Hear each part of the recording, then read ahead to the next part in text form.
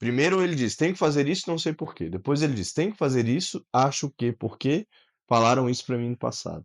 E depois ele vai para o: "Isso que me falaram no passado talvez não seja a realidade pra mim agora, porque o mundo mudou". E depois ele vai para o: "Isso que falaram já não me causa efeito. Eu preciso descobrir a minha resposta".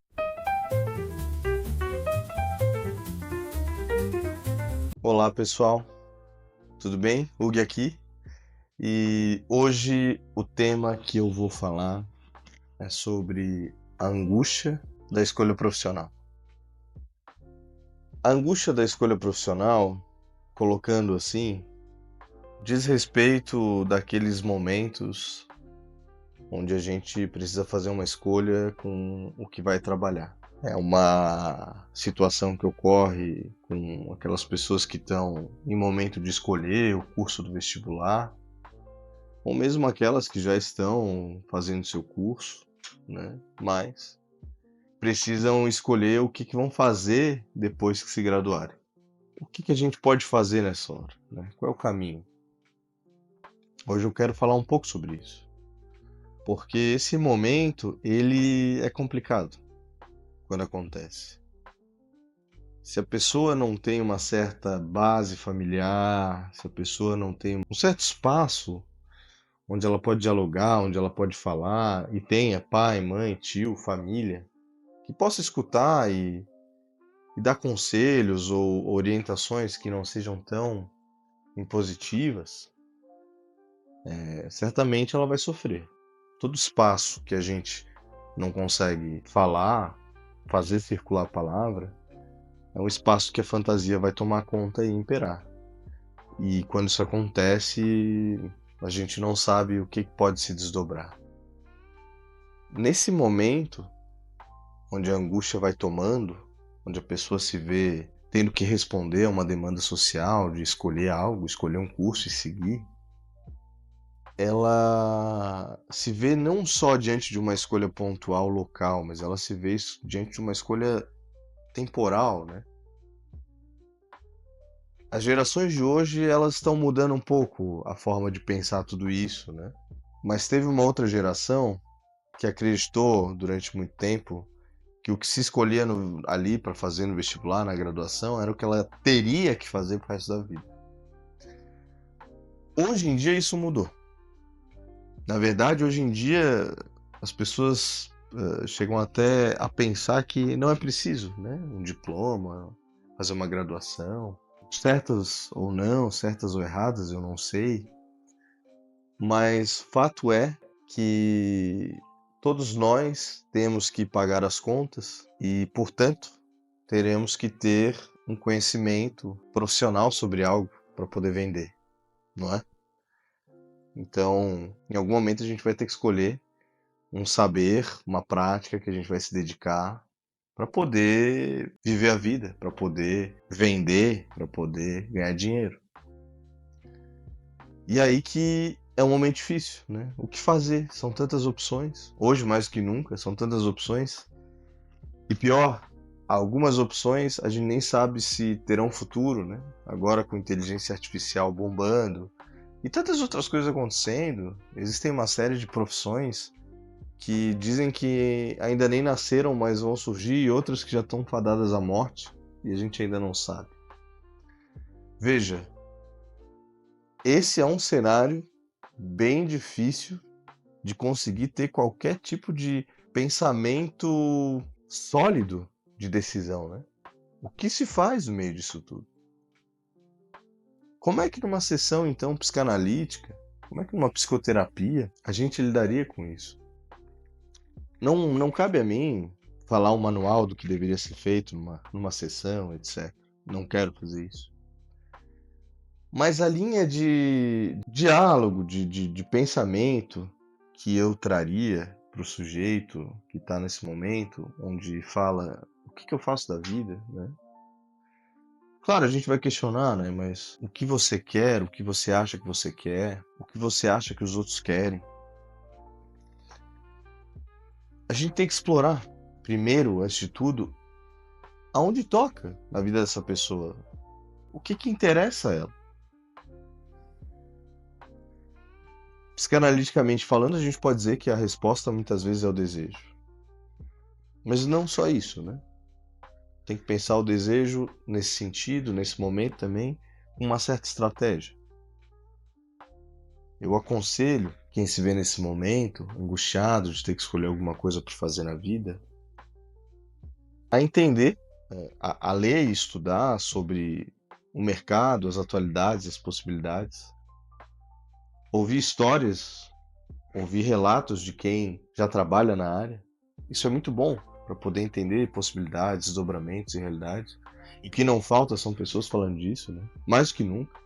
É muito interessante ver, assim, como, principalmente no TikTok, no Twitter e no Threads, como esses debates estão acontecendo de forma aberta, de pessoas, inclusive, perguntarem, né, você que é da área tal, quanto ganha? Que idade você tem? Qual salário que você tem? Qual a faculdade que você fez? Então, vai atrás de descobrir, né? Põe teu desejo a rodar, né? Se há uma angústia, é porque há também um desejo, né? Então, vai atrás de descobrir sobre isso. É uma coisa que é importante. Mas acho que um segundo ponto que é interessante colocar é sobre como aquilo que você escolhe fazer não define o resto da sua vida, né? É possível se reconstruir, se refazer. Então, se você fez um curso tal, seguiu e não deu, não necessariamente você precisa sempre seguir naquele caminho daquele curso, né? Tem pessoas que muitas vezes pegam o conhecimento e o saber daquela área e conseguem aplicá-lo em outras áreas, né?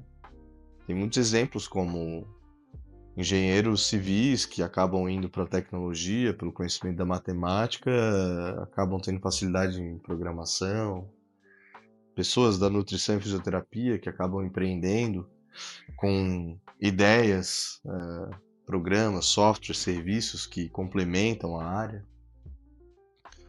N coisas podem acontecer. E tudo vai da mente, da cabeça da pessoa, né? Mas essa criatividade que eu estou falando aqui, ela surge quando o sujeito é capaz de olhar outros ângulos.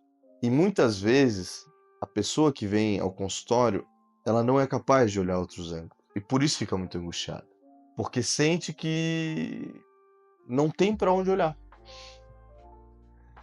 A terapia ela vai ajudar nesse sentido também. Desconstruir